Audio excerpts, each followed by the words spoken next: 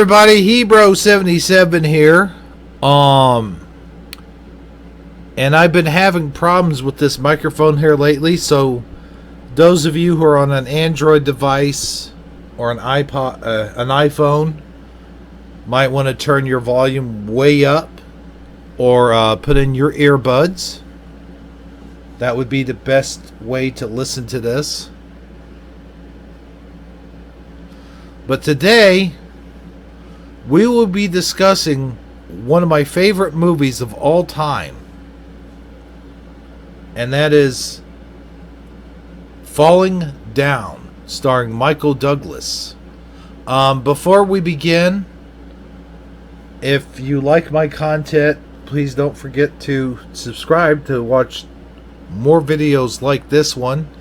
And I have live streams on this channel every Sunday and Thursday.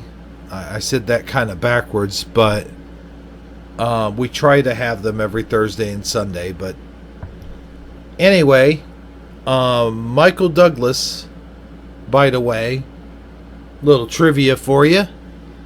Michael Keaton, his real name is Michael Douglas. And when he first broke into the industry, they told him he would have to change his name because there's already a Michael Douglas in Hollywood, and that would confuse people. And plus, I think it was a registered trademarked name. I'm not sure. But, so he changed it to Michael Keaton. Anyway, today we will be doing an in-depth analysis of the movie Falling Down. And this was one of my favorite all-time movies growing up. Well, not growing up. I guess I was a teenager when this movie came out. And even though back then I understood a lot of it, like, oh yeah, I get this guy. I totally get this guy. I understand what he's going through. But I didn't really truly understand him as I do now as a young adult. I'm in my 40s, so I don't know how young of a young adult I am. But anyway, it's about a man. At first glance, anyway, it's about a man who is just trying to get home to his family, but there's all these obstacles that get in his way, and there's a lot of things going on. There's a lot of the problems of the world surrounding this man. But as we go along into our movie, we realize that is not really what's going on. He's kind of a deranged man who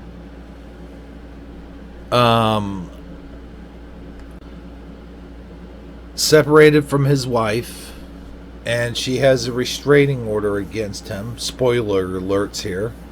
If you haven't seen the movie already, I would strongly suggest you pause this and go over and watch the movie, and then come back and watch this video. But that's what we find out, is that he's a strained, he's become kind of deranged, so to speak.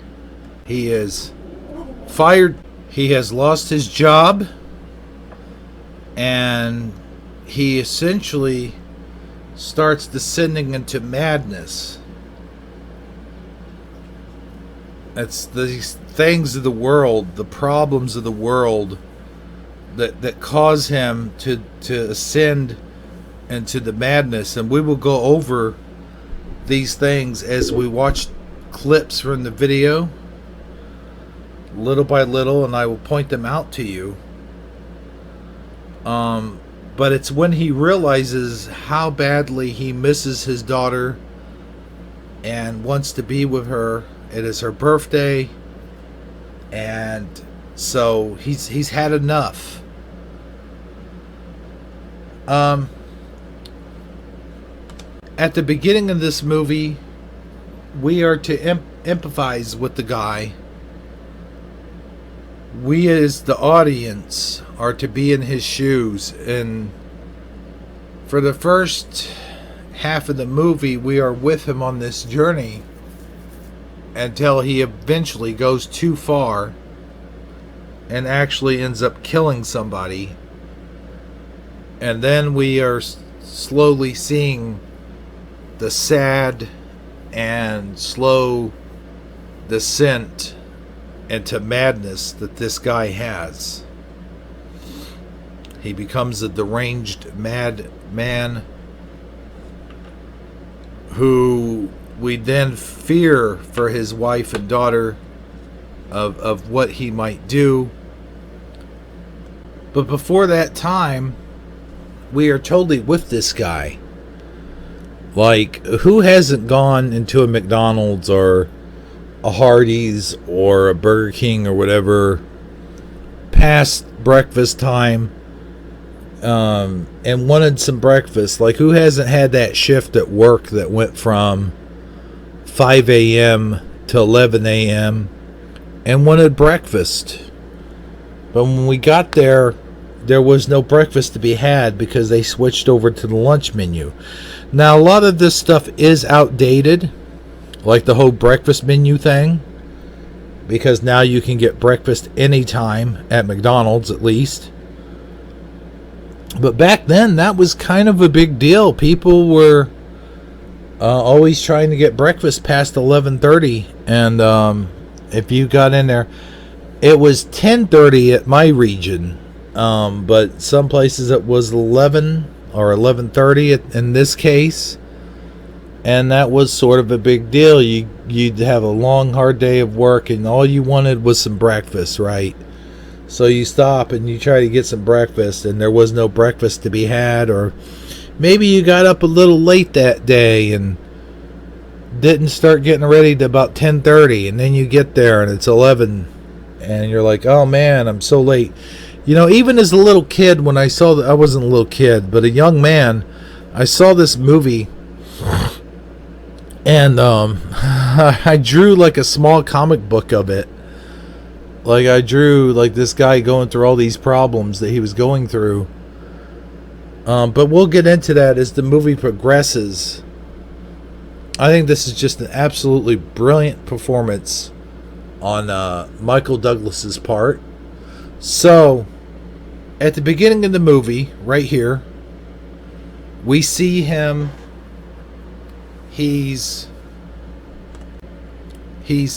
sweating, and he's in his car, and the windows don't work. The air conditioning unit is broken. We look around, and there are some slight hints that we can see this guy is thinking about his daughter. He looks over and sees the Garfield plush doll sticking to the window, and there's a double meaning behind that too. We don't know at this point in the movie he's thinking about his daughter, but later on it comes to, oh yeah. But there's all these different signs at the beginning that talk about family. Like, he looks on the side of the bus and it says daddy and has a teardrop in its eye, and there's all these different things. But at this moment, he sees kids that are on the bus and they're having a good time, even though they're broke down in traffic. They're yelling, screaming. There's cars honking. Now, why there is cars honking in traffic, I have no idea. Where are they going to go? They're stuck. They're all stuck. Like, the car in front of you is not going to be able to move. Why are you honking at him? You know, there's a couple things I would have thrown into this movie, by the way. Things that occur to you while you're driving, like the guy that rides your ass for 2 or 3 minutes and then decides to go around you, and when he goes around you, he ends up gets in front of you and goes super slow, or goes probably about as fast as you were going because he's got another car ahead of him, or he goes around you and You meet him in the next lane at the stoplight, which is always ironic. It's always funny. I always have a good laugh at that one. Now, of course, you got these idiots on cell phones who think they own the freaking road. And then when you honk at them or say something to them, they turn to you as though it's your fault. As though you're the one that's in the wrong when you say something to them. Oh, yeah, blah, blah, blah, blah, blah. I'm like, yeah, why are you on your friggin' cell phone, you idiot? You know, and then there's the guy who's crossing the street. Or he's crossing over in that Walmart parking lot and you're trying to hurry up and go get yourself a space before someone cuts you off and takes that space you're looking for. And that son of a gun is taking his sweet old time walking across the parking lot. But he's not even paying attention. He's just looking straight in the air. He's not looking both ways.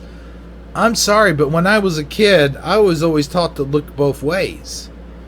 And another thing is, I got hit by a car when I was like a young man, like 14 or 15 years old. I remember I got hit by a car. So for those of you that think just you use that technicality that pedestrians have the right of way. Yeah, pedestrians may have the right of way, but I still got hit by a car while I was crossing the street not paying attention. So it's still important to pay attention when you're crossing the street. I'm not saying that I'm going to hit somebody, but there's going to be someone else not paying attention and hit you while you're not paying attention. Anyway, so yeah, he sees there's traffic, there's construction going on, it's hot in the car, the air conditioning's not working. He's getting irritated. There's a fly inside his car that he just can't seem to kill. It lands on the back of his neck like you see here. And he's had enough. He walks out of his car and some guy says, "Hey, where you going?" He says, "I'm going home." And he walks off like you see there. I mean, you can just feel this man's pain when he's sitting there in that car. You can feel his frustration. We've all been there before. Especially nowadays with the automated roll down windows. Like if you have your engine turned off or for some reason your car dies and you can't roll your windows down, you're going to be trapped in there 90-degree weather. You're going to bake like you're inside of an oven of some sort. So back in those days, most people had roll down windows. So he tries to roll down his window and then the handle breaks. You know. So he's had it. He's done. He's fed up. He's like, F this, I'm trying to get home. So as we can see, there's going to be a lot of obstacles that's going to be in his way. He's going to have to overcome. So again, we feel sorry for this guy because we've been there. We've experienced all of these things. And throughout the movie, we basically live out our fantasies through this guy's actions. So here we go. Let's take a look at the movie now. So we see this guy as he's calling his wife, and we kind of see a little glimpse on the inside as we are outsiders kind of looking in. She answers the phone and he doesn't talk at first. In fact, he doesn't talk at all.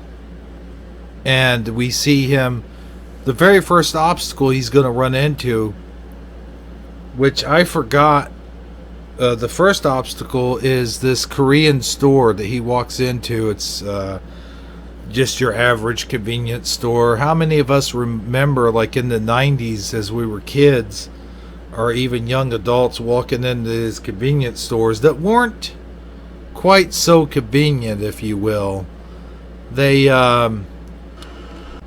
more times often or not, they would jack up their prices, and they even do it today. But back then, when you think about a package of aspirin, and I will show just a short clip here as short as I can get for YouTube without them copyright claiming or copyright striking me.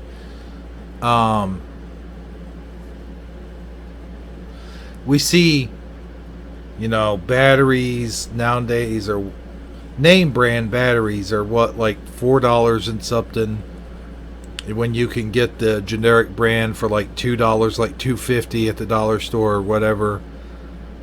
And then, like, back in those days, the name brand would have been around $3, like $2.50 to $3. And in this convenience store, the guy sells them around $5.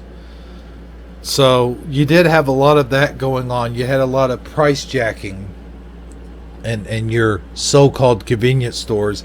And I just love the way this scene plays out. He really lives out our fantasy in a way by standing up for the American consumer. And especially this guy who is not from this country and starts up this business, who doesn't have the common decency to even learn to speak the language correctly. And Michael Douglas's character just plays this out very well. I don't think he comes off as a bigot in this scene too much. He doesn't call them names or anything like that, so there's no racism in there as far as I could see. He just kind of points out the facts, but there is a little bit of, like, he doesn't really know all the facts, but he just knows that our country gave so much money to the Koreans and whatever. But anyway, here's a short clip of that scene with the sound on. I will just play just a short clip. Here we go. 85 cents. What? 85 cents. I don't understand. 85 cents. 85 cents. 85 cents. That doesn't give me enough money for the phone call. I'll give you 50 cents. You give me 50 cents change. No way. Yes, way. Drink. 85 cents. You pay or go. It's a phi. I don't understand a phi. There's a V in the word. It's 5. You don't got V's in China? Not Chinese. I'm Korean. Whatever. So he doesn't hurt the guy. He doesn't rob him. The guy thinks he's going to rob him, and he tells him that he's the thief, that he's the one, jacking up the prices and ripping off the American public. But he, at the same time, he does steal the baseball bat. So he steals the guy's baseball bat, and he does end up talking the guy down from 85 cents for a can of Coke to 50 cents, which back in those days, a can of Coke in the machines, most machines, was 50 cents. You go to the store, your regular store, your regular grocery store, anywhere in their ice box, and you could get a regular Coke, a 12-ounce can of Coke, for 50 cents. It was 50 cents a can. That's the way it was back then. And these so-called convenience stores would jack up the prices. And 85 cents for a can of soda in any language is, in my opinion, way too much. Way too much. So we move along here. Before we dig any further, I just wanted to point out that there is this cop, and his name is Pendergast. I think Detective Pendergast or whatever. And he's been on the force for so many years, and he's facing retirement. You know the old movie trope about retirement. Oh my gosh, he's only got 2 days to retirement or whatever.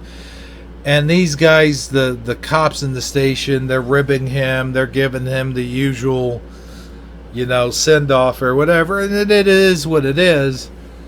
But as you'll see, following this movie along, the cop and this guy, who is nicknamed Defense in the movie, we find out later that his name is actually Bill.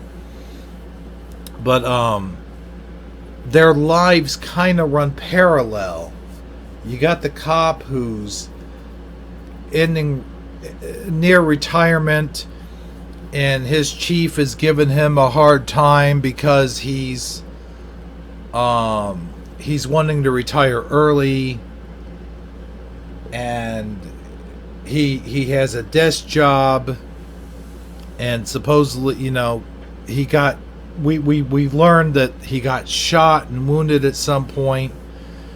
And then, spoiler alert, we later on learned that his kid died. There, at the very end of the movie, we learned why she died. There was a reason for it, and I'll explain that as we get to that part of the movie. But he's got that going on, and then on top of that, he's got his wife, who's just a total neurotic mess, and she's just so emotional and so just bitchy, and always bitching at him about being a cop and how he should come home. And she's wanting him to end his day early and come home right then and there, and she's kind of forcing him into this retirement. He doesn't really want to do it.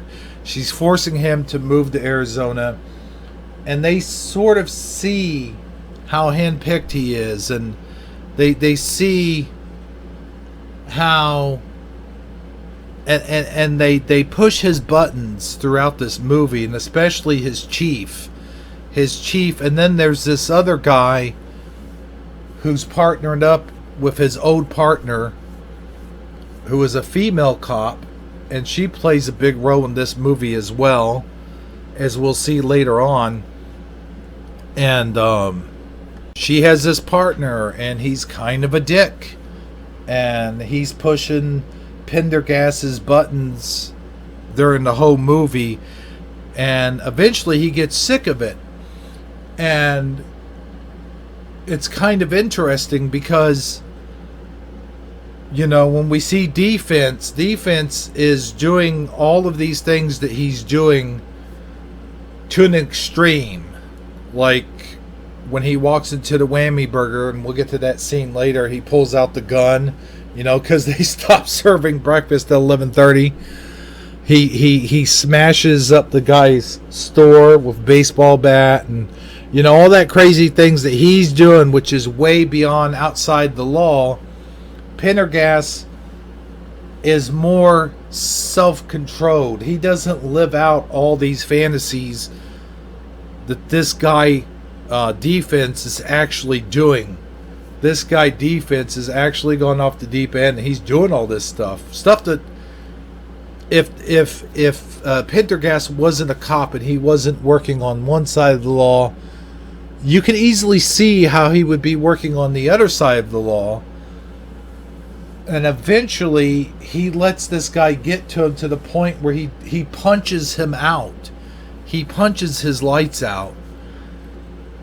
So he does run parallel with defense. He does that one thing that we've always wanted to do to our boss or our superior, or maybe a guy, a colleague, or a work associate, if you will. So he lives out that fantasy for the audience, as well as what defense is doing throughout the film. So with that being said, we run into the second obstacle that Pendergast. Now I'm on Pendergast. Why am I on Pendergast? We run into the second obstacle that's in defense's way into going home, and this one is a little bit of a touchy subject. He's sitting, as we see him through the view of the hole in his shoe. And here's just one more thing on top of the pile of rubbish that adds to the tension. It's another straw on top of the camel's back, if you will, as we see it. And he's sitting on top of this hill onto this concrete rock which has all this graffiti on it, and we don't really think nothing of it. But it is LA. We know this is probably a rough part of town. And then all of a sudden these gangster guys walk up, and I will show a short clip of this. I don't know. Maybe, maybe not. Let me pause. Let me quit talking here for a second. But they come up and basically tell him that You he's can't read it, trespassing. Let me show I'll read it for you. you what I mean in this is short fucking clip private here. property. No fucking trespassing. This means fucking you. Says all that. Yeah. Maybe he wrote it in fucking English. I could fucking understand it. Thinks he's being funny. I'm not laughing. I'm not either. Wait a minute. Hold it, fellas. We're getting off on the wrong foot here, okay? This is a gangland thing, isn't it?